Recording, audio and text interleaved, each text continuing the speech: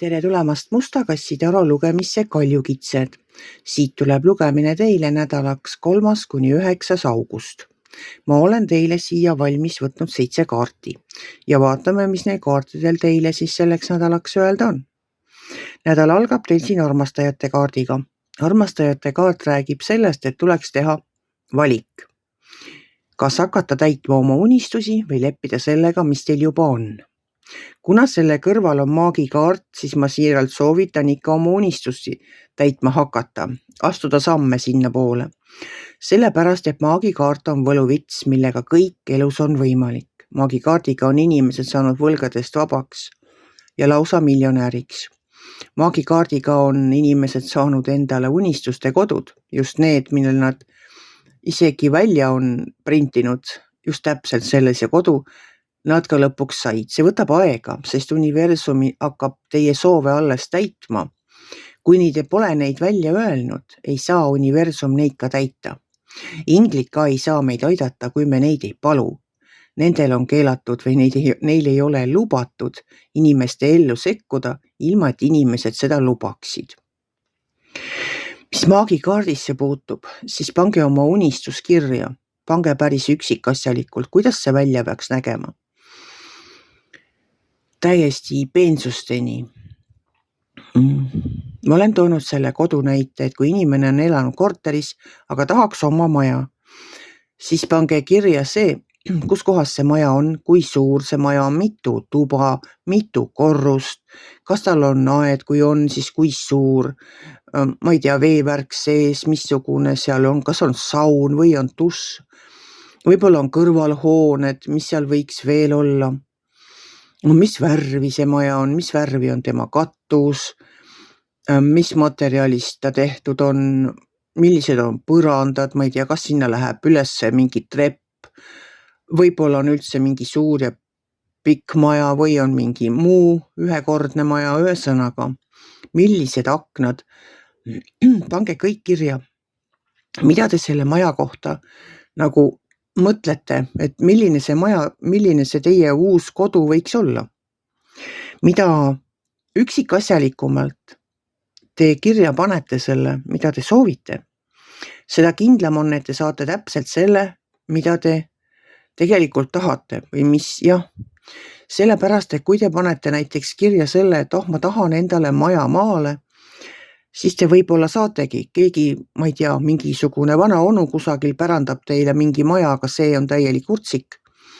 Samas on see ju maja. See on maal ja see on maja. Et kui te ei taha nagu suvalist maja, siis pange hästi põhjalikult kirja see, milline see teie maja või kodu peaks olema. Edasi tuleb teil kaarikukaart. Kaarikukaart räägib sellest, et asjad hakkavad metsiku kiirusega liikuma. See tähendab seda, et pange oma unistused kirja ja kuna see kaarik on siin kohe nagu maagi kõrval, siis teie unistused hakkavad täituma samm-sammult. Võib-olla see võtab pisut aega, aga igal juhul hakkab see lumepall veerema ja see veereb nii kiiresti, et te ise ka ei usu, kui kiiresti asjad teie elus hakkavad liikuma. Sest kaarik on taro kaardipaki üks kiiremaid kaarte.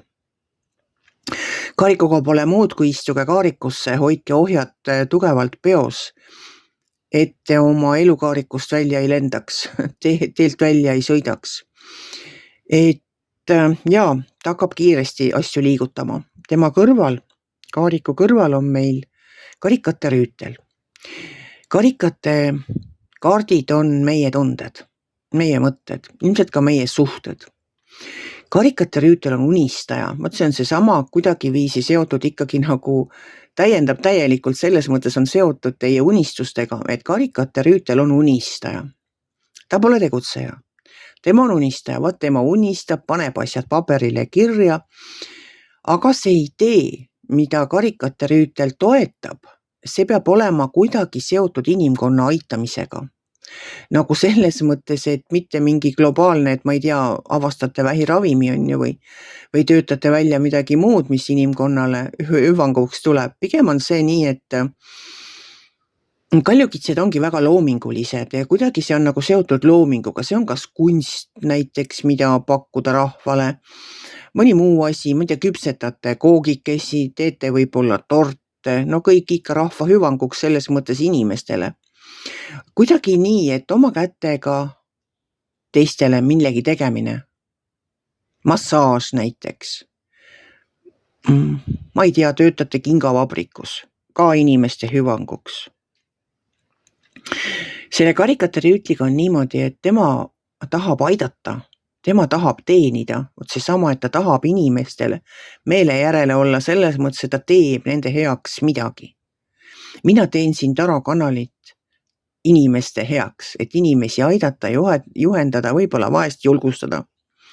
Aga ma ei tee seda nagu sellepärast, et sellega teenida, vaid jah, see Taro kanal sai loodud selleks, et võimalikult paljude inimesteni jõuaksid universumi sõnumid. Ja nii on ka selle karikatäriütliga. Tema tahab, et inimesteni jõuaksid need teie ideed või teod, ühesõnaga mida iganes te teete. Looming, see on teie looming. Ja kui karikatäriütel ei saa aidata inimesi, siis tema kuhtub ära, temas ei ole enam seda elujõudu, temas ei ole enam seda õiget sära.